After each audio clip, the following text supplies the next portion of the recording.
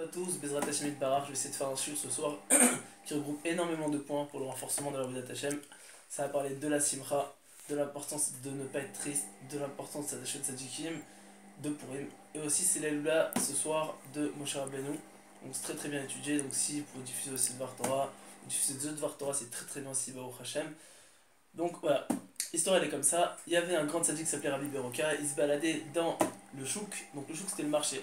Donc le marché à l'époque c'était comme aujourd'hui, il y avait énormément de monde, donc le Chavetz Chaim il expliquait c'était une place énorme où il y avait plein des juifs, des goïms, bon il y avait énormément de personnes pas concrètement parlant. Ce Rabbi Beroka il voit Elionavi, il a eu le srout immense de le voir, et quand il voit Elionavi il commence à parler avec lui. Donc Elionavi il le voit, il dit Shalom Alecha Rabbi, Elionavi il lui dit bonjour à toi mon maître, parce que c'était un grand rave Rabbi Beroka. Et comme Elionavi c'était le maître de tout le monde, donc Rabbi Beroka il lui dit Shalom Alecha Rabbi Mori, il lui dit bonjour à toi mon maître et mon rave. Parce que Elionavi c'est le maître de tout le monde, c'est le rave de tout le monde. Et il commence à parler et tout, il lui dit, Rabbi Beroka, il lui pose une question. Il lui dit, dis-moi, dans toute cette foule-là, immense là, qui a part au là-bas? Et le Navi regarde, et sur toutes les personnes, il dit, il y a juste deux personnes. Et il montre deux personnes là-bas, on va dire deux clowns. C'est vraiment des clowns.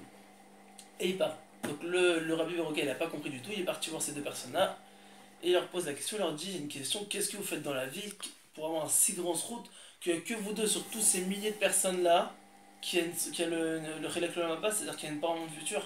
Quelle route vous avez?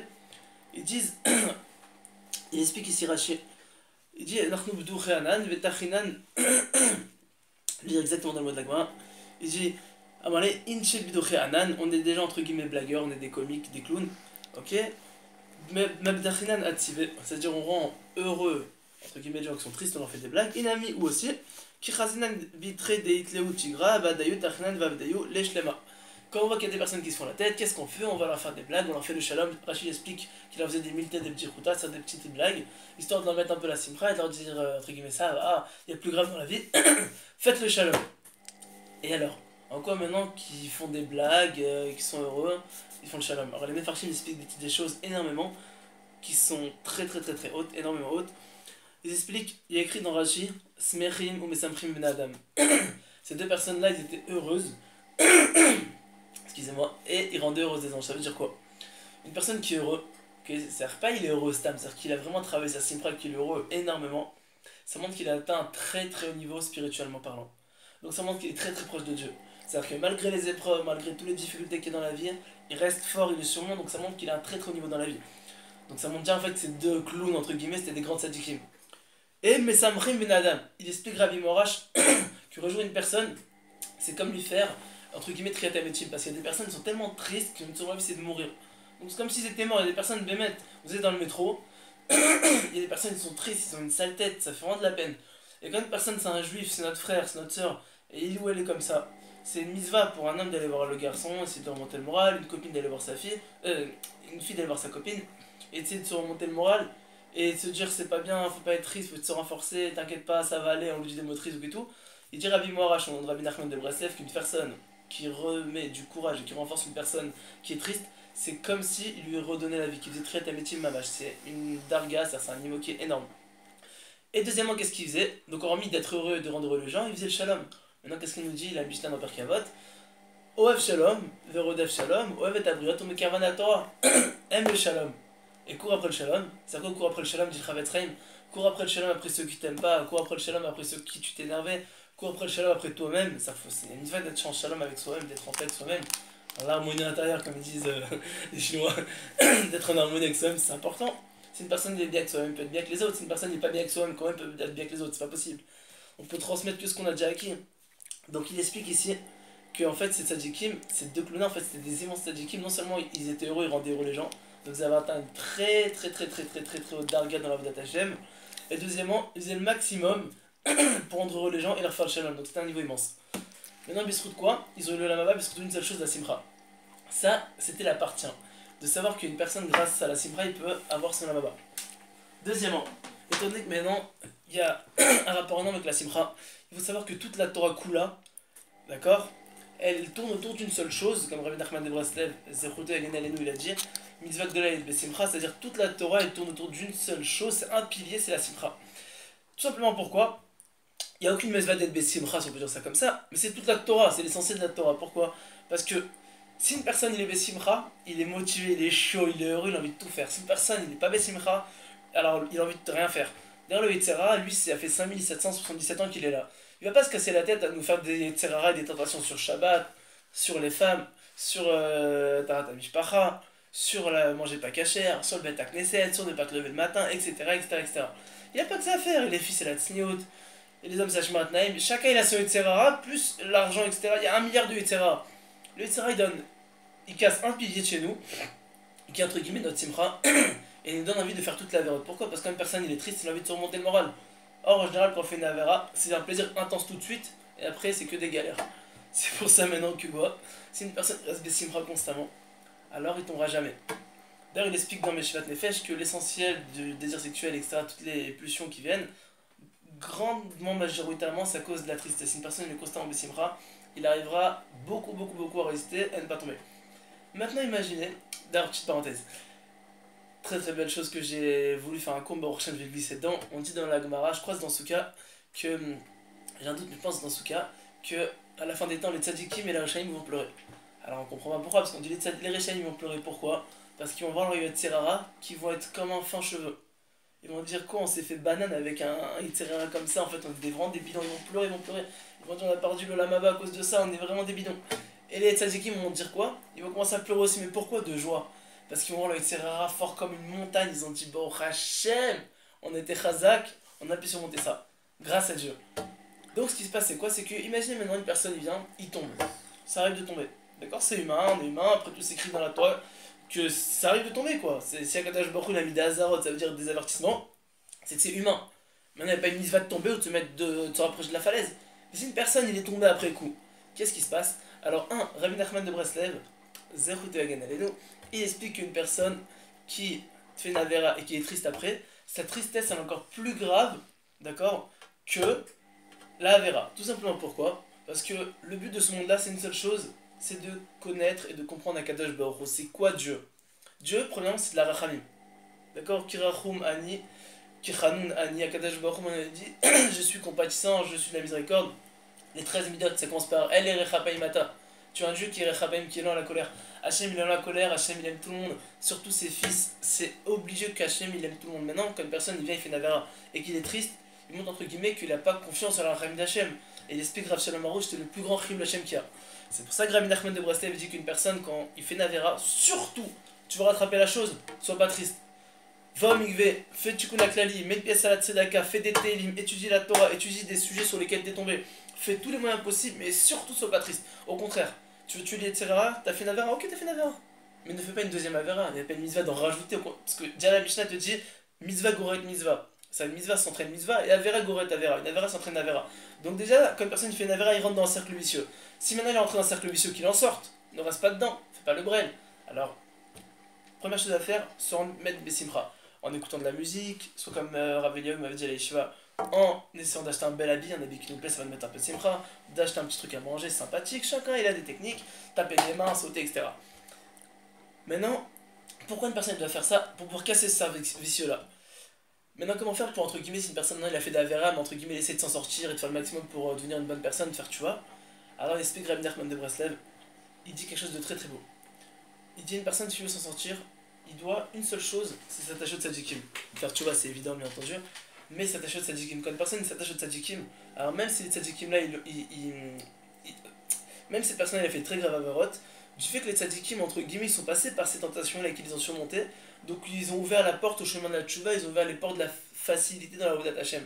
Donc quand une personne il prie à Kadosh Baruch Hu que sa neshama s'attache au tzadikim et qu'il est délivre des tzadikim et qu'il essaie de s'attacher au tzadikim par tous les moyens possibles, soit la tfila ou leur étude et tout, alors qu'est-ce qui se passe? Il aura une siyata d'Ishmael immense et il aura beaucoup plus de renforcement et de force pour pouvoir faire la Avodat Hashem. Ça c'est un. Deuxièmement, imaginez que cette personne-là, elle a fait le maximum. Non, elle n'a pas fait le maximum. Encore mieux que ça, elle n'a pas fait le maximum. Elle a fait plein d'avérotes, elle a fait les pires des choses. Il faut qu'elle sache que même si une personne a transgressé la Torah 800 fois d'affilée, il dit Rabbi Nachman de Breslev, il fait tchouva, il met sa tête en arrière, entre guillemets, et il a un vrai regret d'amertume, il dit Hachem, comment j'ai pu te faire ça? Vraiment, il a vraiment une race à la mort, et il est triste. Alors tout lui est pardonné. Et on a une preuve dans la Torah. On a une preuve que Rabbi Nachman ramène lui aussi, que ça lui arrivait un rêve comme ça. Ça, c'est pas la preuve. Deuxièmement, dans la Gemara d'Avodah Zarah, je crois que c'est page 17, avec Rabbi Elazar ben Dourdaya, et il avait été voir toutes les prostituées du monde, d'accord. Et il a pris sur lui de faire tchouva, mais une tchouva, il n'y a pas plus haut niveau, je pense, que ça.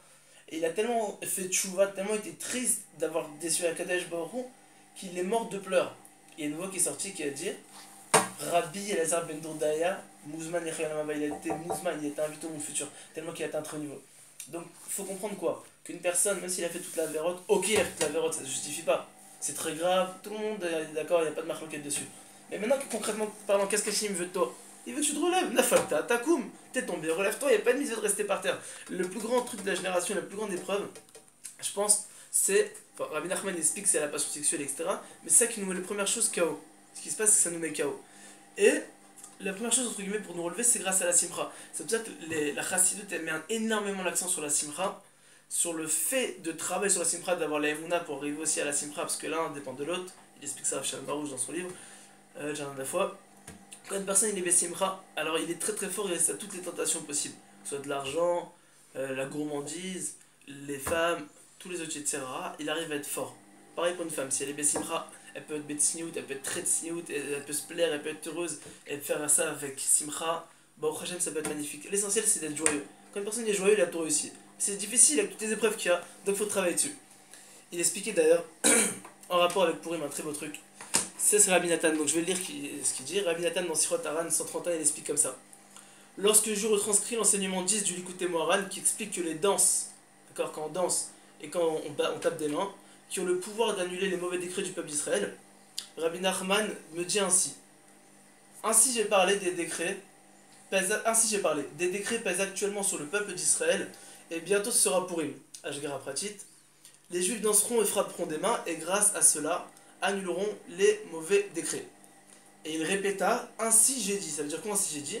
Il explique ici l'intention de Rabbi Nachman était de nous faire comprendre que bien que chacun de ses enseignements renferme des secrets extraordinaires et très profonds, ainsi que ses paroles, malgré cela, sa volonté était que nous accomplissions les conseils qui ressortent de ses enseignements et de ses paroles en toute simplicité.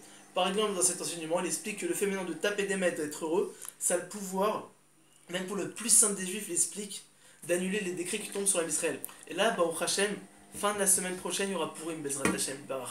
Le dimanche, enfin samedi soir dimanche, il y aura Purim. Il faut se souvenir d'un seul truc. Quand on tape des mains et quand on est heureux, on fait plaisir à papa. Et dit le Rabbi de Lubavitch,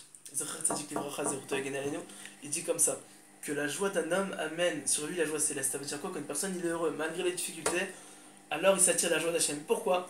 Parce que dit Rabbi Moharach, il écrit dans les Télim, Va poter b'Hachem, chesed yesomavenu. Celui qui a confiance en Hachem, malgré que c'est difficile, Hachem lui envoie du chesed et ça l'entoure. Ça veut dire quoi? Alors il explique, il dit parfois, une personne il a des graves épreuves, alors on va sculpter entre guillemets, comme c'est écrit, Mashgiach Akadosh Baruch Hu, il est Mashgiach minachalonot, metzit minacharakim. Akadosh Baruch Hu, on le voit pas, mais lui il nous voit comme une personne derrière les fenêtres. Vous voyez les fenêtres miroirs, nous on voit pas ce qui se passe, la personne derrière voit ce qui se passe. Akadosh Baruch Hu il est comme ça, et aussi il est metzit minacharakim, c'est-à-dire qu'il regarde dans un truc comme dans un œillet, il voit tout ce qui se passe. Et là Hachem, il attend que la personne, il attend de voir la réaction de la personne. Est-ce que quand une personne reçoit une épreuve, il va se renforcer, il va essayer d'être fort, d'appliquer ce qu'on vient de dire, c'est Bessimcha, faire le maximum pour se renforcer? Ou alors il va faire le lourd, le râleur, ouais je comprends pas pourquoi ça m'arrive. Alors qu'on a dit que quand une personne il lui arrive des galères, première chose qu'il fasse, fais bonne nefesh, parce que si t'arrive quelque chose, c'est sûrement que t'as fait quelque chose, parce que Kadosh Baruch Hu, tu fais qu'il agit mida kineged mida, c'est-à-dire mesure pour mesure, il n'enverra jamais à quelqu'un une épreuve s'il ne la mérite pas. C'est pas logique. Comme Hachem il est logique, s'il nous arrive quelque chose, il doit faire fresh bonne nefesh. Mais non, les anges ils regardent cette personne-là.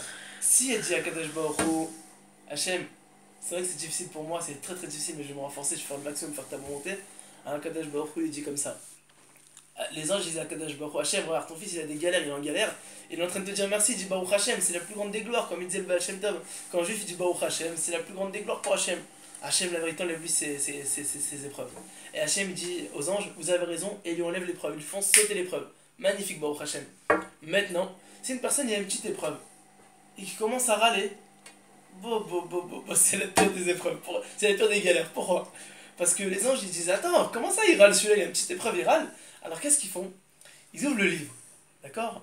Et ils voient en fait si Bémet Akadosh Baruch Hu il agit avec la Midat Hadin, c'est-à-dire est-ce qu'Akadosh Baruch Hu il agit rigoureusement avec lui, ou si il agit gentiment, pas méchamment avec lui.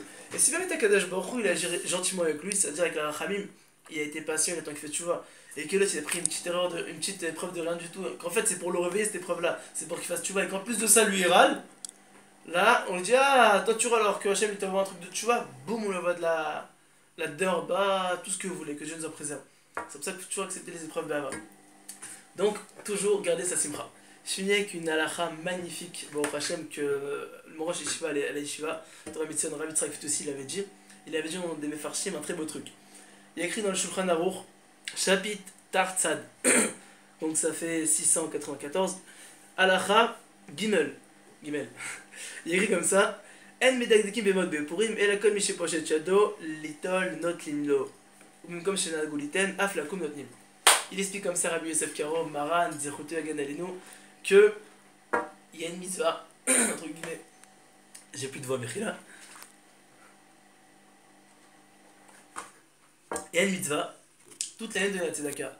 Maintenant, quand on donne la Tzedaka, on doit faire attention à qui on donne. Imaginons on donne à une mauvaise personne et qu'il va faire des mauvaises choses avec, on est un peu responsable. Donc on doit faire attention, de savoir si c'est vraiment un pauvre, si c'est pas un arnaqueur, etc. Si une personne ne va pas acheter de la drogue avec, un exemple. Il n'y a pas de mitzvah de payer un mec parce qu'il s'achète de la drogue. Donc, faire attention, concrètement parlant. Maintenant, pour Im, Rabbi Yosef Karo nous dit comme ça, sans son nom de Gimel, c'est au nom de, voilà, de la Gemara, de Bamétia apparemment. Il explique comme ça qu'une personne, il tend la main, on ne verra même pas c'est qui on donne. Il explique que même dans les villes où on a pris l'habitude de donner au Goïm, alors on donne au Goïm. D'accord? C'est là la phrase simple. On va repasser qui on donne. Ok? Maintenant, ce qui se passe. Une personne, il vient, il nous donne. Donc, à Kadesh Baruch Hu, il a dit Mida, Kenegad Mida, mesure pour mesure. Ce qui se passe, c'est quoi? C'est que Hachem, il dit comme ça. Et ils disent comme ça, les Mefarshim, c'est un chidouche extraordinaire. Je finis sur cette note-là, Bezrat Hachem. C'est un chidouche énorme sur Purim, il faut le garder en tête. Une personne, il vient, il donne la tzedaka un peu à tout le monde. Alors, il a intérêt à prier énormément. Pourquoi? Parce que qu'il sache toutes ces filottes, elles seront reçues. Tout simplement comme ça. Hachem il a dit Mida Kenegad Mida, mesure pour mesure. De même que nous on donne et qu'on ne regarde pas à qui on donne, alors Kadesh Baruch Hu, il écoute et il accepte et il ne regarde pas qui demande. Il ne regarde pas si la personne a fait de la vérote, il ne regarde pas si la personne a fait des bêtises, il ne regarde pas si la personne n'a pas encore fait, tu vois. Il regarde une seule chose, Axel. Il regarde une seule chose, Hachem. Toi t'as donné, alors moi je ne regarde pas c'est qui, je regarde pas ton dossier. Entre guillemets, on ne pas ton dossier. Et c'est énorme. Purim, c'est un jour énorme. On dit que c'est très haut niveau. D'ailleurs, on dit que Kippour, c'est Kippurim. Kippour, c'est comme Purim. Purim, c'est au-dessus du niveau de Kippour. Parce que Purim, ils ont accepté la Torah de Béhava. C'est un niveau immense. Donc, il faut savoir que Purim, il faut prier énormément dans le Kadosh Baruch Hu. Et surtout, retenez bien ça, restez Besimcha. Grâce à ça, toutes nos pilotes sont exaucées. On aura le truc d'être Besimcha, de rendre les gens Besimcha. Et on aura notre Lamaba Bezrat Hashem, sans parler de toute la bracha, la simcha et tout ce qu'on a besoin dans ce monde-là, Bezrat Hashem. Diffusez un max de cours, Shavuotov, n'oubliez pas, allumer une bougie pour Moshe Rabbeinu, c'est le soir, priez pour ce qu'on a besoin. Et voilà, des très bonnes nouvelles pour tout le Israël, Bezrat Hashem.